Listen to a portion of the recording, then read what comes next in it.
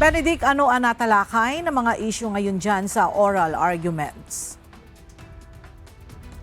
Magandang tanghali, Ella. Matapos nga ang nangyaring oral arguments noong April 7 at 21, muling itinuloy ng kataas-taasang hukuman ang pagtalakay sa pagiging konstitusyonal ng 2024 hanggang 2026 national budget.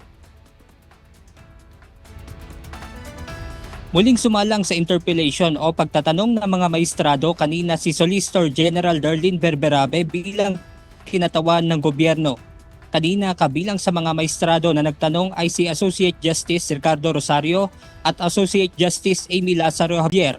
Tinanong ni Justice Javier si Solgen Berberabe patungkol sa standby funds na nasa ilalim ng Unprogrammed Appropriations o UA. Samantala sa paunang pananalita naman ni dating Senate President Franklin Drilon na isa sa mga inimbitahang resource person ng Korte. Sinabi nito na maaari sana na makapagdesisyon kaagad ang Korte sa naturang kaso lalo na at isusumite na ang national budget 30 Ferdinand Marcos Jr. Ayon kay Drilon, makatutulong ang desisyon ng Korte sa paggabay hindi lang sa Kongreso kundi maging sa publiko. Ella, isa pa nga sa pinunton ni dating Senate President Drilon ay ang nangyayari umanong political turmoil kung kaya't nais niya na sana ay makapagdesisyon na ang Korte. At yan muna ang ating update mula dito sa Maynila. Balik sa inyo dyan, Ella. Maraming salamat, Benedict Samson.